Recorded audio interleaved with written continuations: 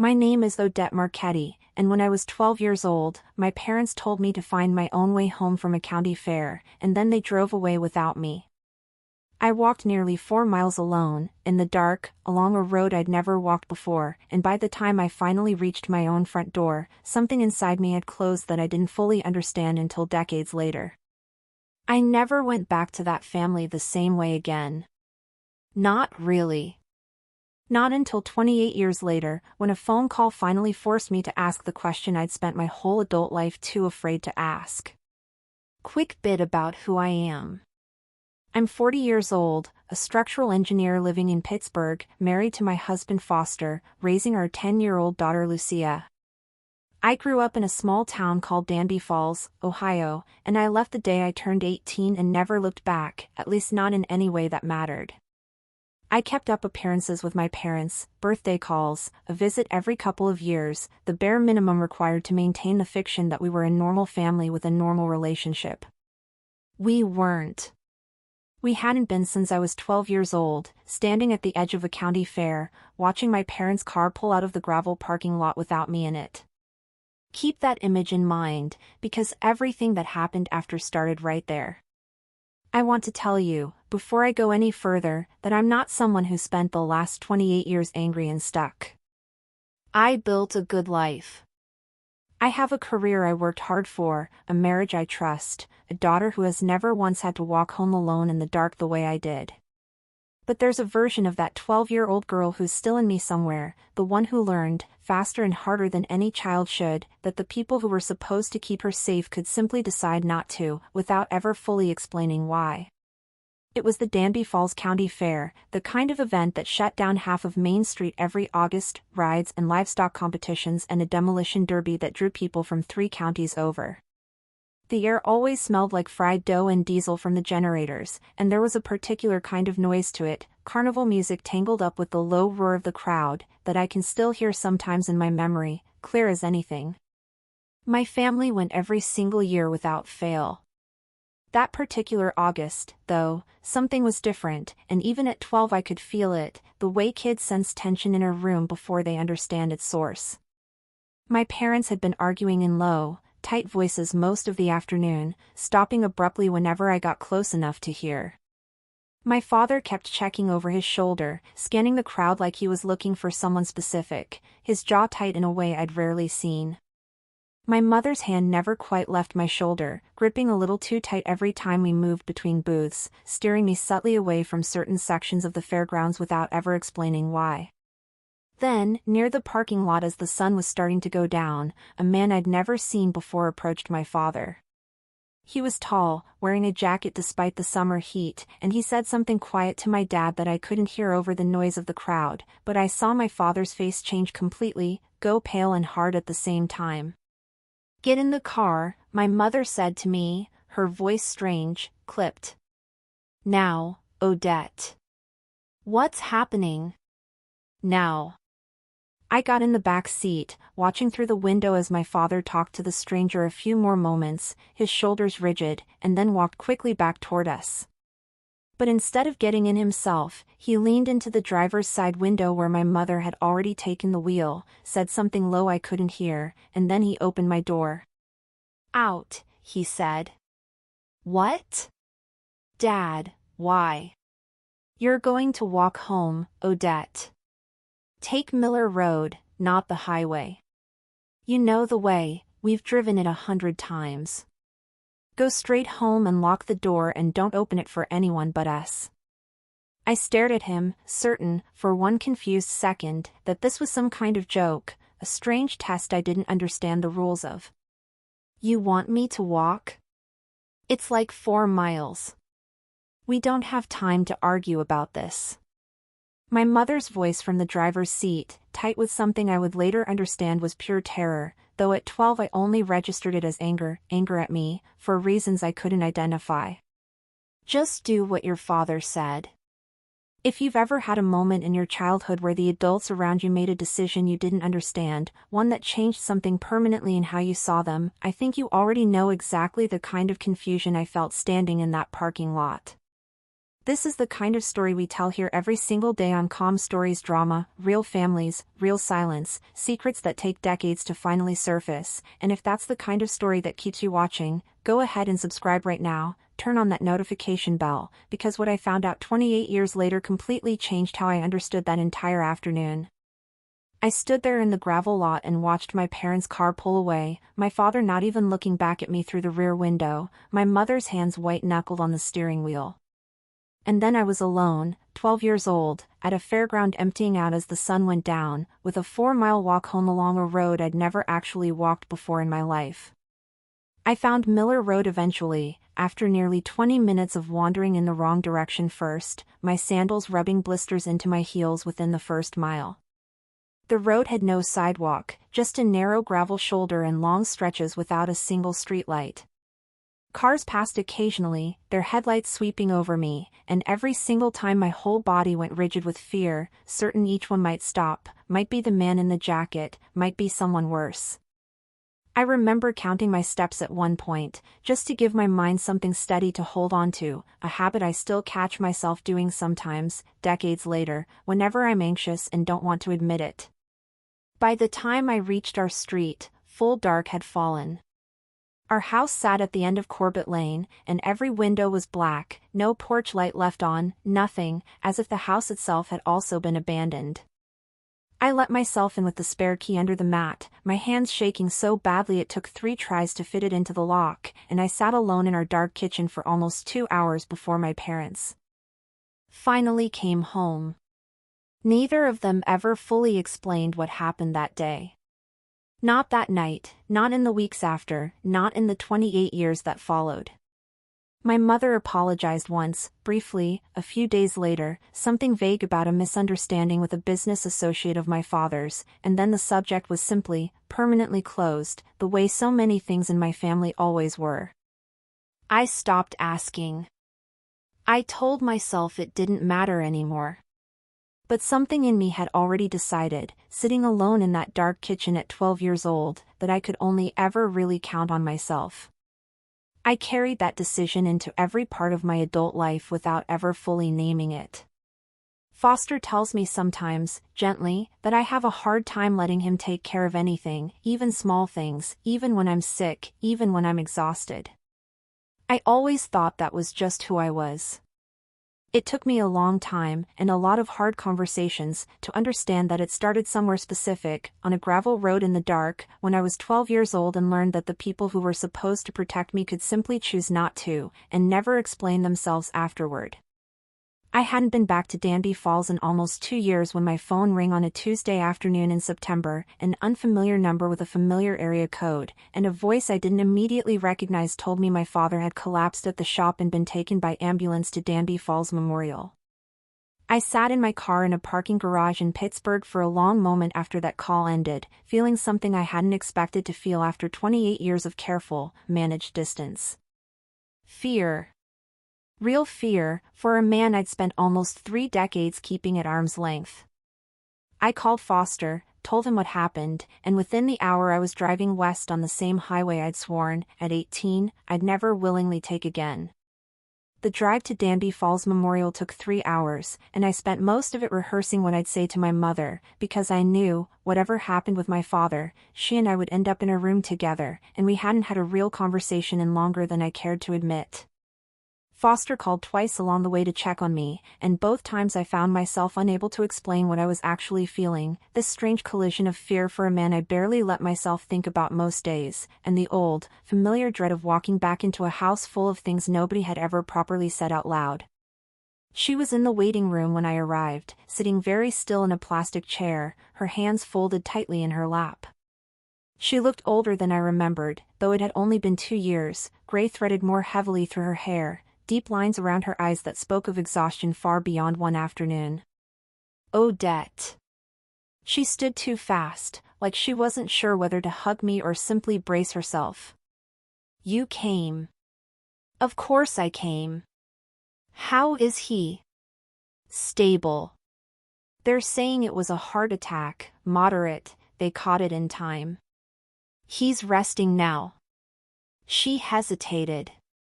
I didn't think you'd drive all the way out here. He's my father. Something flickered across her face at that, something complicated I couldn't fully read, and she looked away first, the way she always had whenever a conversation got too close to something she didn't want to touch. I noticed, not for the first time, how much of our relationship had been built on exactly that pattern, her looking away, me learning not to push, both of us calling it peace when it was really just avoidance dressed up nicely. We sat together in near silence for the next hour, waiting for a word that I could go back and see him, and I found myself watching her more closely than I had in years, noticing small things. The way her hands never quite stopped moving, twisting a tissue into smaller and smaller pieces. The way she flinched, just slightly, every time a hospital intercom crackled to life.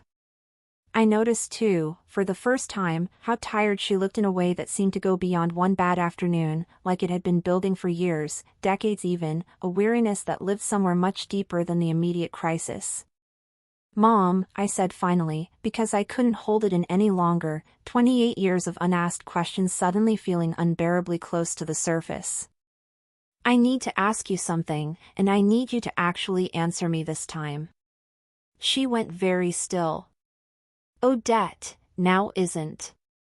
It's never the right time. It's never been the right time, not once in 28 years. I'm not asking you to relive it in detail right now, sitting in a hospital waiting room. I just need to know one thing. That day at the fair. Was I ever actually in danger?"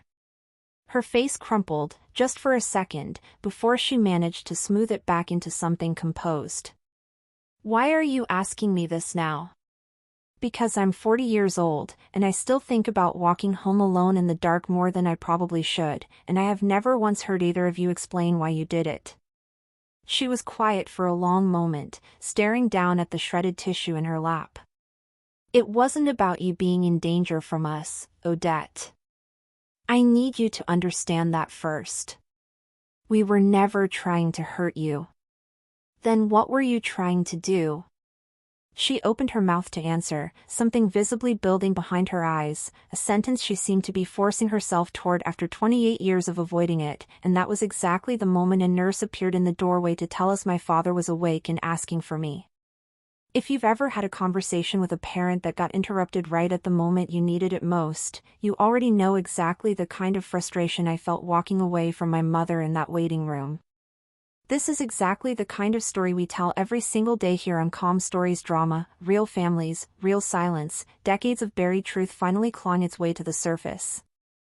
If you're invested in finding out what really happened that day, go ahead and hit that like button, and let me know in the comments, if your own parents had done something like this to you at 12 years old, do you think you could ever fully forgive them?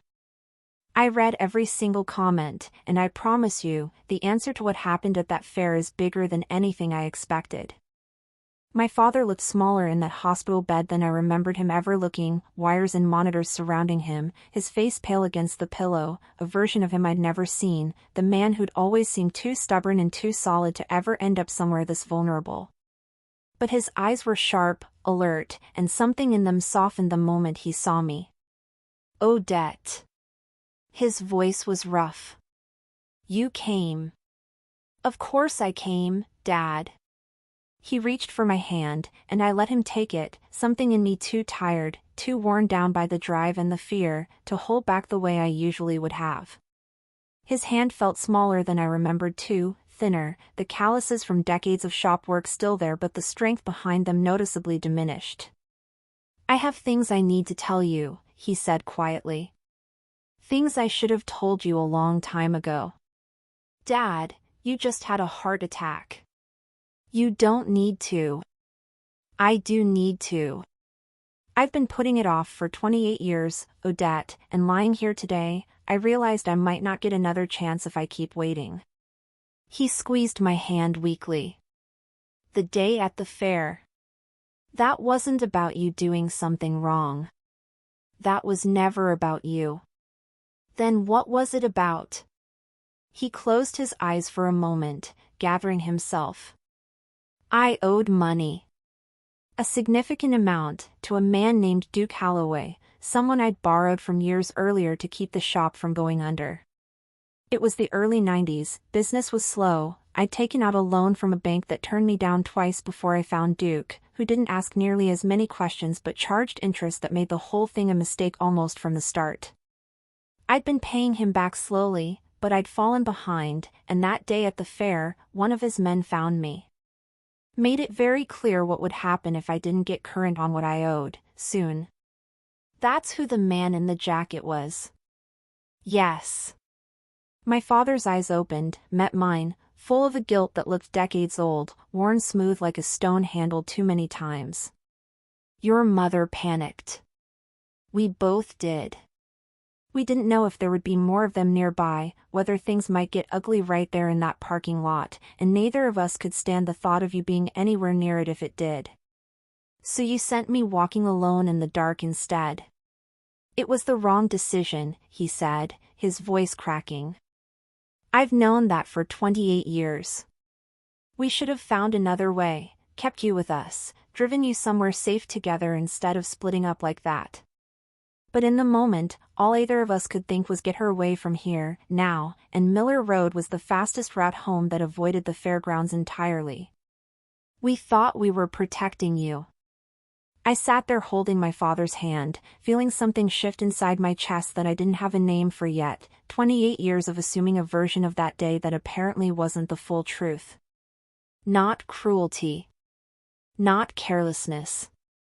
Panic, badly managed, dressed up as an instruction I'd spent decades interpreting as rejection. Why didn't you ever tell me this? I asked. Any of it. In 28 years? Because the longer we didn't tell you, the harder it got to imagine telling you, he admitted. And because I was ashamed, Odette. Ashamed of the debt, ashamed of putting my family anywhere near that kind of danger, ashamed of how badly we handled protecting you once the moment actually came. Is Duke Holloway is that still a problem? Even now? He died 8 years ago. Whatever was owed died with him, as far as I know. My father's grip on my hand tightened slightly. But there's more to this than just the debt, Odette. Things happened after that day, things your mother's been carrying that she's never told even me the full truth about. I think, if you really want to understand everything, you're going to need to talk to her properly. Not here.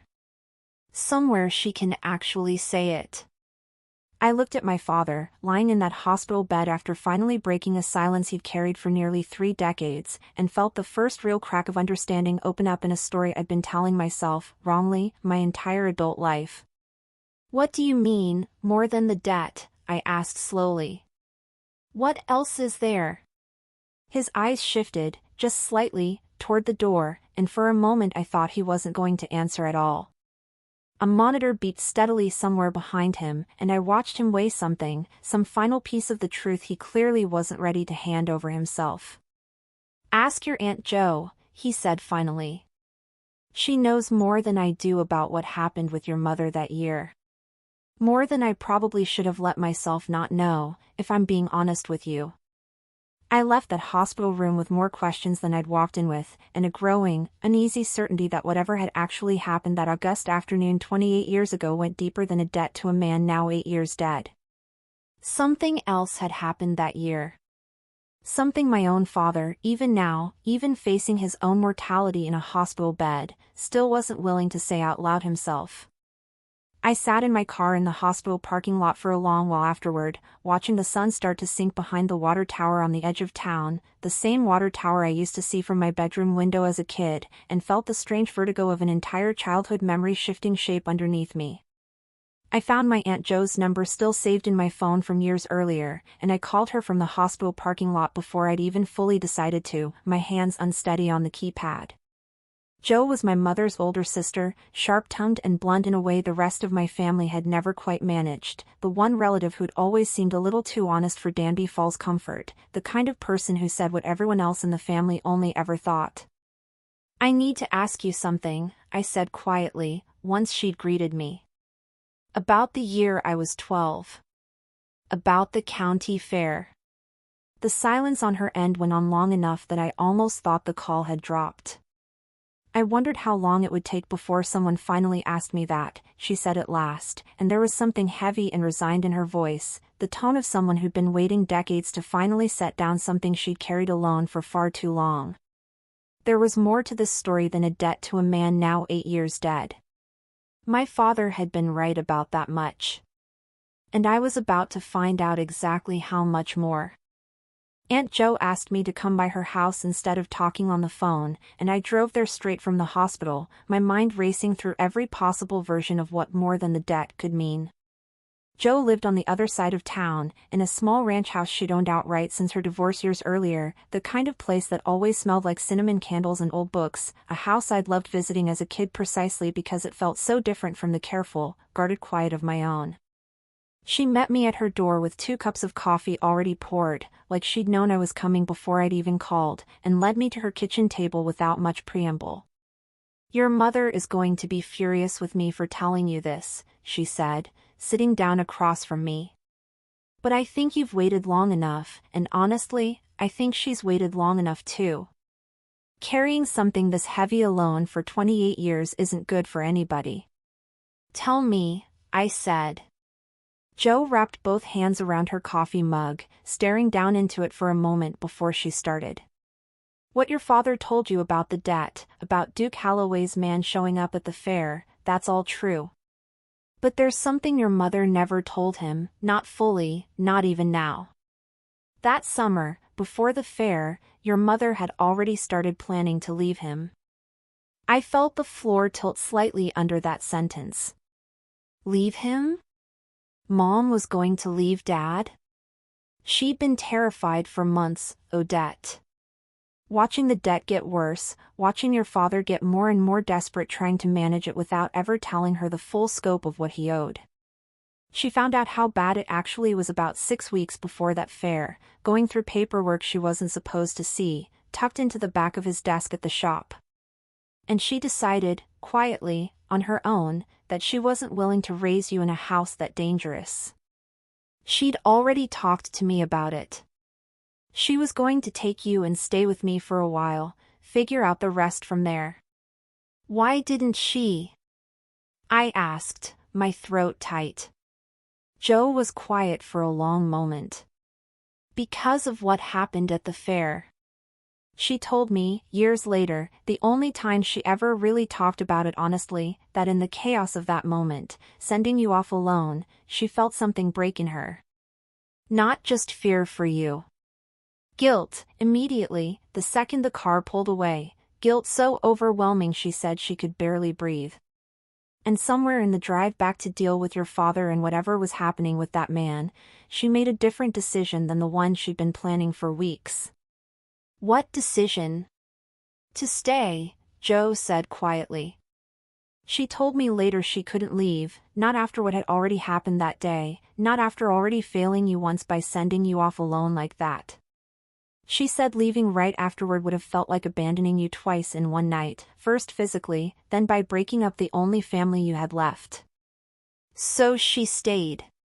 And she never told your father she'd been planning to go. And she spent every year since wondering whether staying was actually the right choice, or whether she just made the second wrong decision on top of the first one. If you've ever discovered that a parent almost made a completely different choice that would have changed your entire childhood, I think you understand exactly the strange, disorienting grief I felt sitting in my aunt's kitchen that afternoon. This is exactly the kind of story we tell every single day here on Calm Stories Drama, real families carrying real weight for decades, secrets that reshape everything once they finally surface. If this story has you feeling something right now, make sure you're subscribed. We release a brand new true story just like this one every single day, and I promise you, the ending is worth staying for. I sat with that for a long time, my coffee going cold in front of me, trying to reconcile 28 years of quiet resentment with this new, complicated picture of a mother who had almost left, who had stayed out of guilt rather than certainty, who had spent nearly 3 decades wondering if she'd made the wrong choice either way. Does Dad know any of this? I asked. That she almost left him? No, Jo said. As far as I know, she never told him. I think she was afraid of what it would do to their marriage, admitting how close she'd come to walking away, especially once she decided to stay for reasons that had nothing to do with forgiving him and everything to do with not wanting to fail you a second time. I drove to my parents' house straight from Joe's, my mind still spinning, and found my mother sitting alone at the kitchen table, the same table where I'd sat as a girl doing homework while she cooked dinner, the same table that had witnessed decades of things our family never said out loud. She looked up when I came in, and something in her face told me she already knew, somehow, that this conversation was finally, unavoidably, happening. "Joe told me," I said, sitting down across from her. My mother's face went pale, and for a moment I thought she might actually deny it. Instead, something in her seemed to finally give way, 28 years of careful composure cracking open all at once. "I was going to take you and go," she said quietly. I had a bag half packed, hidden in the back of my closet behind my winter coats. I talked to Joe. I had a plan. I was going to do it that same week, once I'd figured out how to explain it to you in a way that wouldn't terrify you. Her voice shook.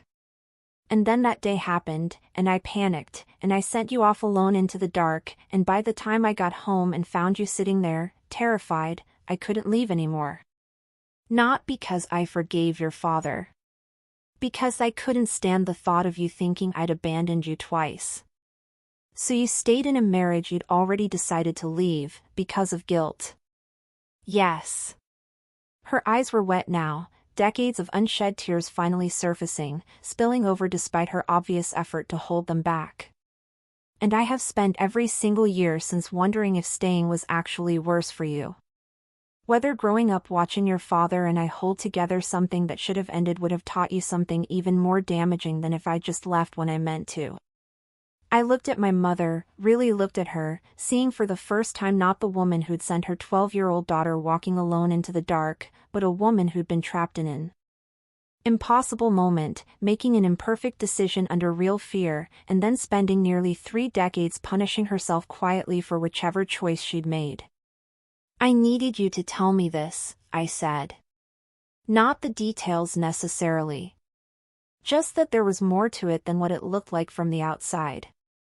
I spent 28 years thinking you two just didn't care enough to explain yourselves.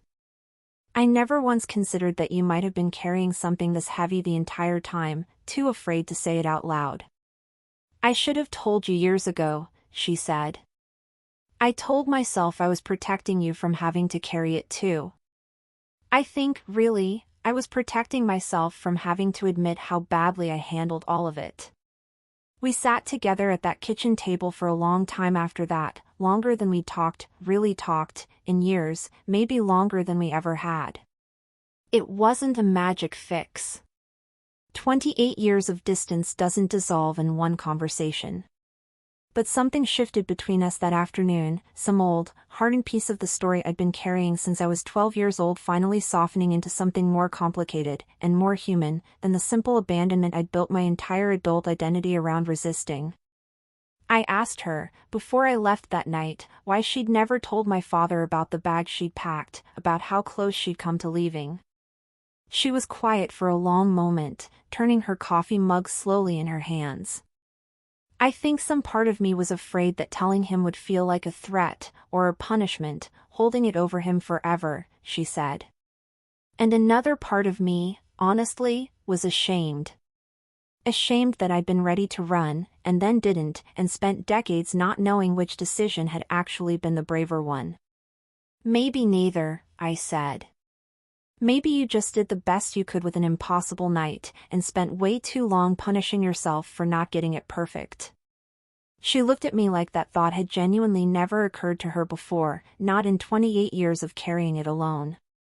My father recovered fully over the following weeks, and slowly, carefully, my parents and I started building something we'd never actually had before, an honest relationship instead of a carefully managed distance. It's not perfect. There are still things none of us fully know how to say to each other. But I go back to Danby Falls now, actually go back, not just perform the minimum obligations of a daughter maintaining appearances. I've started noticing small things I never let myself notice before, how my father's hand still shakes slightly when he talks about the shop's old finances, how my mother still glances toward the coat closet sometimes without seeming to realize she's doing it, old habits from a decision she almost made and then didn't, echoes of a night that shaped all three of us in ways none of us fully understood until now. I told Lucia the real story a few months later, sitting on her bed one evening, the version I'd always softened before, and she asked me the question I probably should have asked my own parents decades earlier. Are you mad at them still? I thought about it for a long moment before I answered. I think I understand them now. Understanding isn't the same as being okay with what happened. But it's different from the anger I used to carry.